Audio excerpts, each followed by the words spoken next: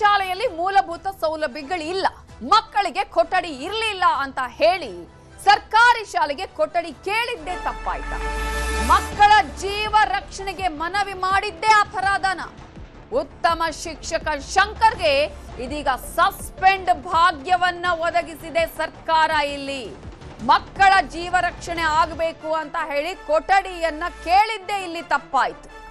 ಮಕ್ಕಳ ಜೀವ ರಕ್ಷಣೆ ಹಾಗಾದ್ರೆ ಶಾಲಾ ಶಿಕ್ಷಕರಿಗೆ, ಮುಖ್ಯೋಪಾಧ್ಯಾಯರಿಗೆ ಅವರ ಜವಾಬ್ದಾರಿ ಅಲ್ವಾ?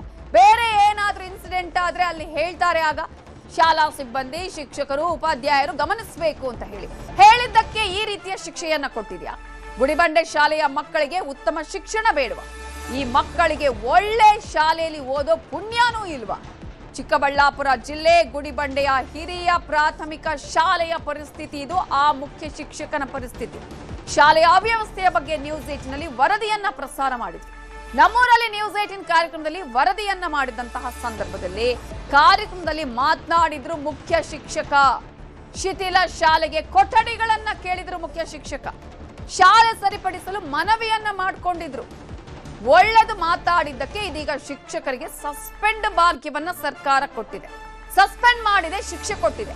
ರಾಜ್ಯ ಮಟ್ಟದ ಉತ್ತಮ ಶಿಕ್ಷಕ ಅವಾರ್ಡ್ ಅನ್ನ ಇವರು ಪಡ್ಕೊಂಡಿದ್ರು. ವಿಕಲಾಂಗರಾಗಿರುವ ಮುಖ್ಯ ಶಿಕ್ಷಕ ಶಂಕರ್ಗೆ ಸರ್ಕಾರ ಕೊಟ್ಟಿರುವ ಭಾಗ್ಯ ಇದು, ಸಸ್ಪೆಂಡ್ ಭಾಗ್ಯ.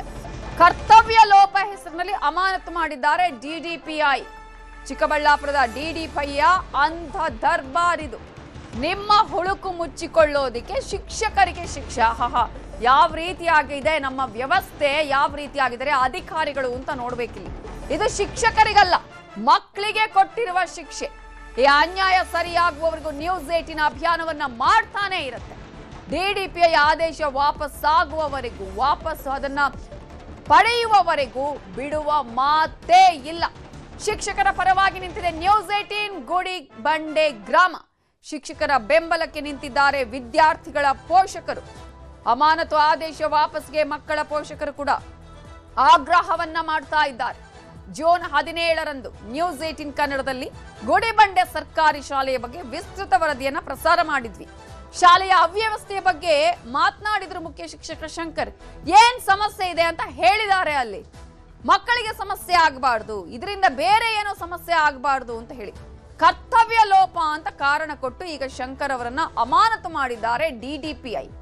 ಪ್ರಾಣ ಹೋದ ಮೇಲೆ, ಏನಾದ್ರೂ ಸಮಸ್ಯೆ ಆದ್ಮೇಲೆ ಇವ್ರು ಹೇಳಬೇಕಾಗಿತ್ತು, ಕ್ರಮ ಕೈಗೊಳ್ತಾ ಇದ್ವಿ ಅಂತ ಹೇಳೋದ? ಹೇಳಿದ್ದಕ್ಕೆ ಈಗ ಈ ರೀತಿಯಾದಂತಹ ಒಂದು ಸಸ್ಪೆಂಡ್ ಭಾಗ್ಯವನ್ನ ಕೊಡುದ? ಡಿಡಿಪಿ ಅವರೇ ಉತ್ತರಿಸಬೇಕು ಇದಕ್ಕೆ. ಯಾವ ಕಾರಣಕ್ಕಾಗಿ ಸಸ್ಪೆಂಡ್ ಮಾಡಿದ್ರು? ಏನ್ ಕರ್ತವ್ಯ ಲೋಪ ಮಾಡಿದ್ರು?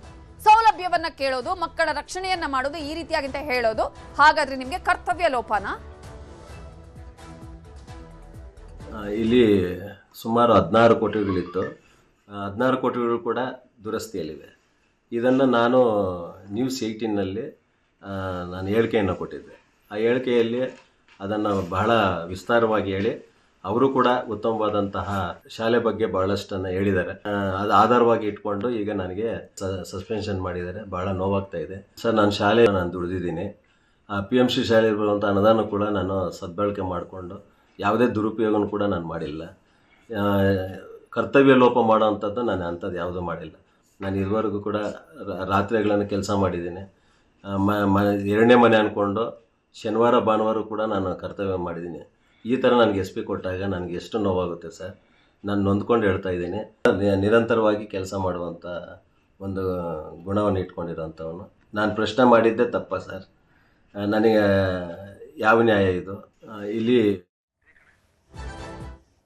ಇತ್ತೀಚೆಗೆ ನಾವು ನ್ಯೂಸ್ 18ನಲ್ಲಿ ಒಂದು ವರದಿ ಮಾಡಿದ್ವಿ. ಸೊ ಅದೇ ಕೊಠಡಿಗಳನ್ನ ಡೆಮಾಲಿಷ್ ಮಾಡಿ ಹೊಸದಾಗಿ ನಿರ್ಮಾಣ ಮಾಡಿಕೊಟ್ಟು ಮಕ್ಕಳ ಹಿತದೃಷ್ಟಿಯಿಂದ ಅದನ್ನು ಸರಿಪಡಿಸ್ಕೊಡಿ ಅಂತ ಹೇಳ್ಬಿಟ್ಟು ನಾವು ನ್ಯೂಸ್ ಮಾಡಿದ್ವಿ. ಶಂಕರ್ ಸರ್ ಬಂದು ಆ ಶಾಲೆನ ಏನು ಅದು ಬಂದರದೊಡ್ಡಿ ಇದ್ದಂಗೆ ಇತ್ತು ಸರ್ ಶಾಲೆ ಅದು. ಸೊ ಅವ್ರು ಬಂದ ಮೇಲೆ ಅದು PM ಶ್ರೀ ಆಗಿ ಒಳ್ಳೆ ಡೆವಲಪ್ಮೆಂಟ್ ಆಯಿತು. ತಾಲೂಕು ಮಟ್ಟದಲ್ಲಿ ಹೆಸರು ಗಳಿಸ್ತಾರೆ ಶಾಲೆ ಅದು. ಹಂಗಿದ್ದು ಒಳ್ಳೆ ಎಜುಕೇಶನ್ ಕೊಡ್ತಾ ಇದ್ದಾರೆ ಸರ್ ಪಾಪ ಅವರು. ಏನು ಅಲ್ಲಿ ಆಡಳಿತ ಆಗ್ಬೋದು, ಏನು ಅಡ್ಮಿನಿಸ್ಟ್ರೇಷನ್ ಆಗಿರ್ಬೋದು, ಅಲ್ಲಿನ ವ್ಯವಸ್ಥೆ ಆಗಿರ್ಬೋದು, ಎಲ್ಲ ಕೂಡ ಅವರು ಪಾಪ ಏನು ನಿಯತ್ತಾಗಿ ಕೆಲಸ ಮಾಡ್ತಾ ಇದ್ದಾರೆ ಸರ್, ಇವೆಲ್ಲ ಏನು ನಿಭಾಯಿಸ್ಕೊಂಡು. ಸೊ ಅಂಥವ್ರನ್ನ ನೀವು ಅಲ್ಲಿಂದ ಸಸ್ಪೆಂಡ್ ಮಾಡಿದ್ರೆ ನಾವು ನಮ್ಮ ಮಕ್ಕಳನ್ನ ಯಾವುದೇ ಕಾರಣಕ್ಕೂ ಶಾಲೆಗೆ ಕಳಿಸಲ್ಲ. ಅದೇ ರೀತಿ ನಾವು ಅಲ್ಲಿರ್ತಕ್ಕಂಥ ಮಕ್ಕಳು ಎಲ್ಲ ಪೇರೆಂಟ್ಸು ಸೇರಿಕೊಂಡು ನೀವೇನೋ ಅವ್ರನ್ನ ನಾಳೆ ಕೆಲಸಕ್ಕೆ ತಗೊಂಡಿಲ್ಲ ಅಂತಂದರೆ ನಾವು ನಿಮ್ಮ ಏನು BO ಕಚೇರಿ ಮುಂದೆ ಆಗಿರ್ಬೋದು, ಇಲ್ಲ ಚಿಕ್ಕಬಳ್ಳಾಪುರದಲ್ಲಿ DDPI ಕಚೇರಿ ಮುಂದೆ ಆಗಿರ್ಬೋದು, ನಾವು ಉಗ್ರವಾದ ಹೋರಾಟ ಮಾಡಲಿಕ್ಕೆ ಸಿದ್ಧವಾಗಿದ್ದೀವಿ. ಆ ಶಾಲೆನ ಇನ್ನೂ ಉನ್ನತ ಮಟ್ಟದಲ್ಲಿ ಏನು ಡೆವಲಪ್ಮೆಂಟ್ ಮಾಡಬೇಕು ಅಂತ ಹೇಳ್ಬಿಟ್ಟು ಪಾಪ ಸರ್ ಮನದಲ್ಲಿ ಇಟ್ಕೊಂಡು ನಿಮ್ಮಲ್ಲಿ ರಿಕ್ವೆಸ್ಟ್ ಮಾಡಿದ್ರೆ ನೀವು ಅವ್ರನ್ನ ಏನೋ ಈ ರೀತಿ ಸಸ್ಪೆಂಡ್ ಮಾಡಿದ್ದು ಎಷ್ಟು ಏನು ಇದು ಸತ್ಯ ಸರ್ ಇದು? ಅಲ್ಲ, ಎಷ್ಟು ಒಳ್ಳೇದು ಅಂತ ಹೇಳ್ಬಿಟ್ಟು ನೀವೇ ಒಂದ್ಸಲ ಮನವರಿಕೆ ಮಾಡ್ಕೊಳ್ಳಿ. ಈಗ ಸಾಯಂಕಾಲ ಪಾಪ ಅವ್ರನ್ನ ಮಾತಾಡ್ಸೋಣ ಅಂತೇಳಿ ಹೋದರೆ ಅವ್ರು ತುಂಬ ಡಿಪ್ರೆಷನಲ್ಲಿ ಹೋಗಿದ್ದಾರೆ. ಇನ್ ಕೇಸ್ ಅವ್ರಿಗೆ ಏನಾನ ಹೆಚ್ಚು ಕಡಿಮೆ ಆದರೆ, ಮೆಂಟಲಿ ಏನಾನ ಡಿಸ್ಟರ್ಬ್ ಆಗಿ ಅವ್ರೇನೋ ಹೆಚ್ಚು ಕಡಿಮೆ ಆದರೆ ನೀವು ಜವಾಬ್ದಾರಿ ತಗೊಳ್ತೀರಾ?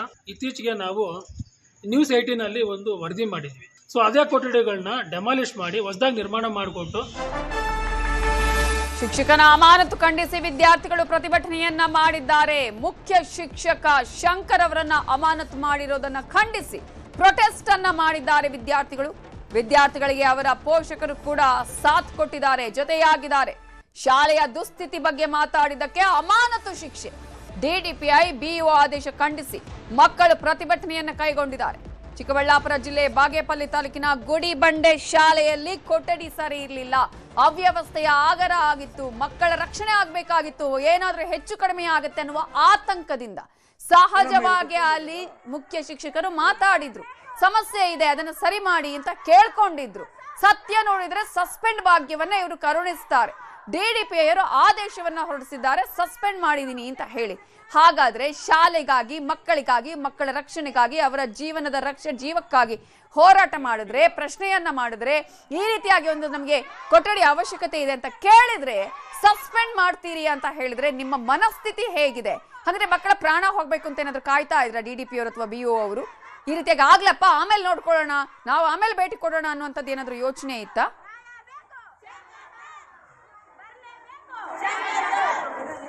ಏನಮ್ಮ ಇಲ್ಲಿ ಕುತ್ಕೊಂಡಿರೋದು? ಅದು ಅವ್ರಿಗಿಂತ ಮುಂಚೆ ಇದ್ದಾಗ ಸ್ಕೂಲ್ ಏನು ಇಂಪ್ರೂವ್ ಇರಲಿಲ್ಲ. ಅವಾಗ ಟಾಯ್ಲೆಟ್ಗಳು ತುಂಬಾ ಸ್ಮೆಲ್ ಇತ್ತು, ಸ್ಕೂಲಲ್ಲಿ ಏನು ಇಂಪ್ರೂವ್ ಇರಲಿಲ್ಲ, ಮಕ್ಕಳು ಏನು ಓದ್ತಾರೆ, ಶಿಸ್ತಿರ್ಲಿಲ್ಲ. ಗೇಟ್ ಹತ್ರ ಬಿಟ್ಟರೆ ಇದೆಲ್ಲ ಅವರೇ ಓಡಾಡ್ತಾ ಇದ್ರು. ಆ ಸರ್ ಬಂದ ಮೇಲೆ ಶಿಸ್ತಿದೆ, ಸ್ಕೂಲಲ್ಲಿ ಇಂಪ್ರೂವ್ಮೆಂಟ್ ಇದೆ, ಸ್ಟ್ರೆಂತ್ ಇವಾಗ ಜಾಸ್ತಿ ಆಗಿದೆ, ಅವಾಗ ಕಡಿಮೆ ಇತ್ತು, ಇವಾಗೆಲ್ಲ ಪ್ರತಿಯೊಂದು ಇಂಪ್ರೂವ್ ಆಗ್ತಾ ಇದೆ. ಇಂಥ ಟೈಮಲ್ಲಿ ಅವ್ರನ್ನ ಯಾಕೆ ಸಸ್ಪೆಂಡ್ ಮಾಡಬೇಕು? ಅವ್ರಿಗೋಸ್ಕರ ಕೇಳಿಲ್ವಲ್ಲ, ಅವ್ರ ಮನೆಗೋಸ್ಕರ ಕೇಳಿಲ್ಲ, ಸರ್ಕಾರಕ್ಕೋಸ್ಕರ, ಮಕ್ಕಳಿಗೋಸ್ಕರ ಅವ್ರು ಇಂಪ್ರೂವ್ ಆಗಬೇಕು ಅಂತ ಅವ್ರಿಗೋಸ್ಕರ ಕೇಳಿದ್ದಾರೆ. ಅದು ತಪ್ಪಲ್ಲ, ಅದಕ್ಕೋಸ್ಕರ ಅವ್ರು ಡಿಸ್ಮಿಸ್ ಮಾಡೋದು ತುಂಬಾ ತಪ್ಪು. ಅದು ಸರ್ಕಾರಕ್ಕೋಸ್ಕರ, ಅದನ್ನ ಎಲೆಕ್ಷನ್ ಮಾಡ್ತಾ ಇಲ್ಲ, ಅವ್ರ ಮನೆಗೆ ಮಾಡ್ಕೊತಾ ಇಲ್ಲ. ಅವರು ಸ್ಕೂಲ್ಗೋಸ್ಕರ, ಸ್ಕೂಲಲ್ಲಿರೋ ಮಕ್ಕಳಿಗೋಸ್ಕರ ಅವ್ರು ಮಾಡ್ತಾ ಇರೋದು. ಅದಕ್ಕೋಸ್ಕರ ಆ ಸರ್ ಸಸ್ಪೆಂಡ್ ಮಾಡಿರೋದು ತುಂಬಾ. ಚಿಕ್ಕಬಳ್ಳಾಪುರದಲ್ಲಿ ಮುಖ್ಯ ಶಿಕ್ಷಕನ ಅಮಾನತು ವಿಚಾರಕ್ಕೆ ಸಂಬಂಧಪಟ್ಟ ಹಾಗೆ ಶಾಲೆಯ ಮುಂಭಾಗ BO ಕಚೇರಿಯ ಬಳಿ ಪ್ರತಿಭಟನೆಯನ್ನ ಕೈಗೊಂಡಿದ್ದಾರೆ. ಕನ್ನಡ ಪರ ಸಂಘಟನೆಯವರು, ದಲಿತ ಸಂಘಟನೆಯ ಮುಖಂಡರು ಧರಣಿಯನ್ನ ಮಾಡಿದ್ದಾರೆ. ಶಾಲೆಯ ಅಭಿವೃದ್ಧಿಗೆ ಶಿಕ್ಷಕ ಮುಂದಾಗಿದ್ದೇ ತಪ್ಪಾಯ್ತಾ ಅನ್ನುವ ಪ್ರಶ್ನೆ ಮಾಡಿದ್ದಾರೆ. ಅಮಾನತು ಆದೇಶ ಇದೆಯಲ್ಲ, ಕೂಡಲೇ ಅದನ್ನು ವಾಪಸ್ ಪಡಿಬೇಕು ಅಂತ ಹೇಳಿ ಶಿಕ್ಷಕರ ಪರವಾಗಿ ಪ್ರತಿಭಟನೆಯನ್ನ ವಿದ್ಯಾರ್ಥಿಗಳು, ಅವರ ಪೋಷಕರು, ಸಂಘಟನೆಯವರು, ಗ್ರಾಮಸ್ಥರು ಮಾಡ್ತಿದ್ದಾರೆ. ಈಗಾಗಲೇ ಸಂಘಟನೆಯ ಮುಖಂಡರು ಪ್ರತಿಭಟನೆಯನ್ನ ಕೈಗೊಂಡಿದ್ದಾರೆ. ಗುಡಿಬಂಡೆ ಸರ್ಕಾರಿ ಮಾದರಿ ಹಿರಿಯ ಪ್ರಾಥಮಿಕ ಶಾಲೆ ಬಾಗೇಪಲ್ಲಿ ತಾಲೂಕಿನ ಗುಡಿಬಂಡೆ ಪಟ್ಟಣದಲ್ಲಿದೆ. News 18 ಕನ್ನಡ ನಮ್ಮೂರಲ್ಲಿ News 18 ಕಾರ್ಯಕ್ರಮದಲ್ಲಿ ಈ ಶಾಲೆಯ ಪರಿಸ್ಥಿತಿ ಏನು, ಅವ್ಯವಸ್ಥೆ ಏನು ಅನ್ನೋದು ಗ್ರಾಮಸ್ಥರ ಜೊತೆಗೆ ಅಲ್ಲಿನ ಶಿಕ್ಷಕರಿಂದಲೂ ಕೂಡ ಮಾಹಿತಿಯನ್ನು ಪಡೆದುಕೊಂಡಿತ್ತು. ಶಿಕ್ಷಕರು ಸವಿಸ್ತಾರವಾಗಿ ಇದರಲ್ಲಿ ಏನೇನು ಸಮಸ್ಯೆಗಳಿದೆ, ಯಾವ ರೀತಿಯಾಗಿ ಅಲ್ಲಿ ಕೊಠಡಿಗಳನ್ನ ದುರಸ್ತಿ ಮಾಡುವ ಕೆಲಸ ಆಗಬೇಕು ಅಂತ ಹೇಳಿದ್ರು. ಇದೇ ವಿಚಾರಕ್ಕೆ ಸಂಬಂಧಪಟ್ಟ ಹಾಗೆ ಇನ್ನಷ್ಟು ಡೀಟೇಲ್ಸ್ ಅನ್ನ ಕೊಡೋದಕ್ಕೆ ನಮ್ಮ ರಿಪೋರ್ಟರ್ ದತ್ತಾತ್ರೇಯ ಇದೀಗ ಫೋನ್ ಸಂಪರ್ಕದಲ್ಲಿ ಜಾಯ್ನ್ ಆಗಿದ್ದಾರೆ. ದತ್ತಾತ್ರೇಯ, ಮಕ್ಕಳ ಜೀವ ರಕ್ಷಣೆ ಆಗಬೇಕು, ಮಕ್ಕಳಿಗೆ ಒಳ್ಳೆಯ ಶಿಕ್ಷಣ ಸಿಗಬೇಕು, ಅವರಿಗೆ ಯಾವುದೇ ರೀತಿಯ ಸಮಸ್ಯೆ ಆಗಬಾರ್ದು ಅಂತ ಹೇಳಿ ಶಿಕ್ಷಕರು ಹೇಳಿದ್ರೆ ಗ್ಯಾರಂಟಿಗಳನ್ನ ಕೊಡ್ತಿದೆಯಲ್ಲ ಸರ್ಕಾರ, ಆ ರೀತಿಯಾಗಿ ಇದು ಸಸ್ಪೆಂಡ್ ಭಾಗ್ಯವನ್ನ ಕೊಟ್ಟಿರೋದಾ? ಈಗ ಈ ಒಂದು ಕರ್ತವ್ಯ ಲೋಪ ಅಂತ ಏನ್ ಹೇಳಿದಾರಲ್ಲ, ಏನ್ ಕರ್ತವ್ಯ ಲೋಪ ಅನ್ನೋದರಲ್ಲಿ ಮೆನ್ಷನ್ ಮಾಡಿದಾರಾ? ನವಿತಾ, ಖಂಡಿತವಾಗಿಯೂ. ಯಾಕೆಂದ್ರೆ ಸರ್ಕಾರಿ ಶಾಲೆಗೆ ಅಭಿವೃದ್ಧಿಗೆ ಪಣ ತೊಟ್ಟಿರುವಂತಹ ಈ ಮುಖ್ಯ ಶಿಕ್ಷಕನಿಗೆ ಇವತ್ತು ಅಮಾನತು ಶಿಕ್ಷೆ ಆಗಿರುವಂತಹದ್ದು ಚಿಕ್ಕಬಳ್ಳಾಪುರ ಜಿಲ್ಲೆಯಾದ್ಯಂತ ವ್ಯಾಪಕ ವಿರೋಧ ವ್ಯಕ್ತವಾಗ್ತಾ ಇರುವಂತದ್ದು. ಮುಂಜಾನೆಯಿಂದಲೂ ಸಹ ಅಲ್ಲಿನ ಸ್ಥಳೀಯ ಪೋಷಕರು, ಸಂಘಟನೆಗಳು, ಕನ್ನಡ ಪರ ಸಂಘಟನೆಗಳು ಸಹ ಆ ಮುಖ್ಯ ಶಿಕ್ಷಕರನ್ನ ಉತ್ತಮ ಸೇವೆಗೆ ಇವತ್ತು ಸಾಥ್ ಕೊಟ್ಟು ಆ ಮುಖ್ಯ ಶಿಕ್ಷಣ ಅಮಾನತನ್ನ ರದ್ದು ಮಾಡಬೇಕು ಅಂತ DDPI ಹಾಗೂ ಸ್ಥಳೀಯ BO ಅಧಿಕಾರಿಗಳು ಸೇರಿದಂತೆ ಮತ್ತಿತರ ಅಧಿಕಾರಿಗಳಿಗೆ ಇಡೀ ಶಾಪವನ್ನ ಆಗ್ತಾ ಇರುವಂತದ್ದು. ಯಾಕೆಂದ್ರೆ ಮುಖ್ಯ ಶಿಕ್ಷಕರಾಗಿರುವಂತಹ ಶಂಕರ್ ಅವರು ಈಗಾಗಲೇ ಸಾಕಷ್ಟು ಶಾಲೆಯ ಅಭಿವೃದ್ಧಿಯನ್ನ ಪಡಿಸಿದ್ದಾರೆ. ಅವರ ಅಭಿವೃದ್ಧಿಯನ್ನ ನೆನಪಿಸಿಕೊಂಡು ನಮ್ಮ ಮಕ್ಕಳನ್ನು ಸಹ ಈ ಒಂದು ಗುಡಿಬಂಡೆ ಶಾಲೆಗೆ ಸೇರಿಸಿದ್ದೇವೆ. ಆದ್ರೆ ಇವತ್ತು ನಮ್ಮ ಶಾಲೆಯ ಅಭಿವೃದ್ಧಿ ಬಗ್ಗೆ, ನಮ್ಮ ಮಕ್ಕಳ ಭವಿಷ್ಯದ ಬಗ್ಗೆ ಮುಖ್ಯ ಶಿಕ್ಷಕ ಪ್ರಶ್ನೆ ಮಾಡಿದ್ದೆ ತಪ್ಪ ಎಂಬ ಪ್ರಶ್ನೆಯನ್ನು, ಜೊತೆಗೆ ಸರ್ಕಾರಕ್ಕೆ ಧಿಕ್ಕಾರ ಕೂಗುವ ಮುಖಾಂತರ ತಮ್ಮ ಆಕ್ರೋಶವನ್ನ ಹೊರ ಹಾಕಿರುವಂತದ್ದು. ಯಾಕಂದ್ರೆ ಈಗಾಗಲೇ ಸಾಕಷ್ಟು ಶಾಲೆಗಳ ಮೇಲ್ಚಾವಣಿ ಕುಸಿದು ಬಹಳಷ್ಟು ವಿದ್ಯಾರ್ಥಿಗಳಿಗೆ ಗಂಭೀರವಾಗಿ ಗಾಯಗೊಂಡಿರುವ ಪ್ರಕರಣಗಳು, ಜೊತೆಗೆ ಸಾವನ್ನಪ್ಪಿರುವಂತಹ ಪ್ರಕರಣಗಳು ಸಹ ಬೆಳಕಿಗೆ ಬರ್ತಾ ಇದ್ದಾವೆ. ಇದೇ ನಿಟ್ಟಿನಲ್ಲಿ ನ್ಯೂಸ್ 18 ನಿರಂತರವಾಗಿಯೂ ಸಹ ಒಂದು ಸರ್ಕಾರಿ ಶಾಲೆಗಳ ಅಭಿವೃದ್ಧಿ ಹಾಗೂ ಉಳಿವಿಗಾಗಿ ನಿರಂತರವಾಗಿ ಅಭಿಯಾನವನ್ನು ಸಹ ಶುರು ಮಾಡ್ತಾ ಇದೆ. ಇದೇ ಒಂದು ನಿಟ್ಟಿನಲ್ಲಿ ಸರ್ಕಾರಿ ಶಾಲೆಯ ಮುಖ್ಯ ಶಿಕ್ಷಕ ನಮ್ಮ ಶಾಲೆಯಲ್ಲಿ ಕೊಠಡಿಗಳ ದುರಸ್ತಿಯನ್ನ ಮಾಡಿಸ್ಬೇಕು ಅಂತ ಅಧಿಕಾರಿಗಳಿಗೆ ಮನವಿ ಮಾಡಿಕೊಂಡಿದ್ದೆ ಈಗ ತಪ್ಪಾಯ್ತಾ, ಆತನ ಜೀವಕ್ಕೆ ಮುಳುವಾಯ್ತಾ ಎಂಬ ಪ್ರಶ್ನೆ ಈಗ ಉದ್ಭವ ಆಗ್ತಾ ಇರುವಂತದ್ದು. ಯಾಕಂದ್ರೆ ಈ ಕುರಿತು ಈಗಾಗಲೇ ಶಾಸಕರ ಗಮನಕ್ಕೂ ಸಹ ತರಲಾಗಿದೆ, ಜೊತೆಗೆ ಇಲ್ಲಿನ DDPI ಗಮನಕ್ಕೂ ತರಲಾಗಿದೆ.